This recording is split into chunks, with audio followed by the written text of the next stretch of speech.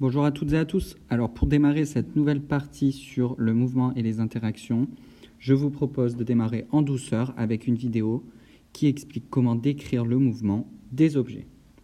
Alors, pour pouvoir décrire le mouvement des objets, il va déjà falloir enregistrer ce mouvement. Et une des possibilités, c'est la chronophotographie.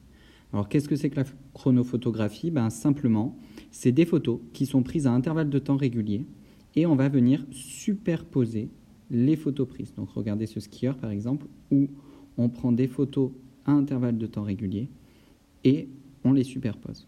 Donc on voit ici le mouvement de ce skieur. Donc deux informations, on a en orange la ligne orange qui nous informe sur la trajectoire que suit le skieur. Et en violet, vous voyez qu'entre chaque image, il y a le même temps. Donc là, imaginons une microseconde, c'est peut-être une milliseconde ou une seconde. Quoi qu'il en soit, l'espace entre les photos nous renseignera sur comment évolue la vitesse de l'objet.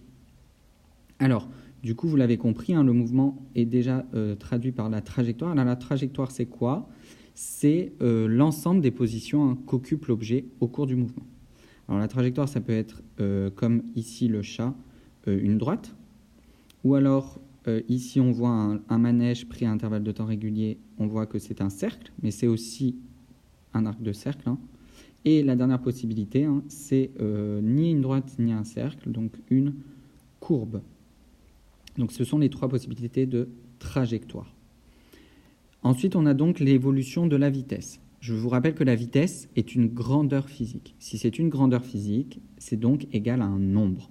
Donc un nombre en maths, qu'est-ce qu'il peut faire?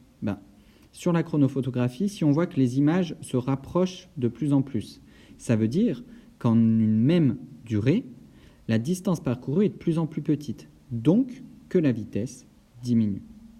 Si au contraire, les images sont régulièrement espacées, ça veut dire que l'objet parcourt tout le temps la même distance pour une même durée. Donc la vitesse reste constante. Et enfin, si les images sont de plus en plus éloignées, alors ça veut dire que la distance est parcourue pour une même durée de plus en plus grande, donc que la vitesse augmente. Alors vous l'avez compris, le mouvement sera caractérisé par deux choses. Première chose, la trajectoire et enfin l'évolution de la vitesse. Donc si la trajectoire est une droite, alors le mouvement sera dit rectiligne. Si la trajectoire est un cercle ou un arc de cercle, le mouvement sera dit circulaire. Et enfin, si la trajectoire est une courbe, le mouvement sera dit curviligne. Ensuite, si la vitesse diminue, on dit que le mouvement est ralenti ou que l'objet ralentit. Si la vitesse est constante, elle reste toujours la même, alors on dit que le mouvement est uniforme. Et enfin, si la vitesse augmente, on dit que le mouvement est accéléré. Donc lorsqu'on vous demandera le mouvement, il faudra dire un mot concernant la trajectoire, c'est-à-dire rectiligne, circulaire, curviligne, plus un mot concernant l'évolution de la vitesse, c'est-à-dire ralenti, uniforme et accéléré. Ces 6 mots écrits en blanc sont les mots à donner pour le mouvement.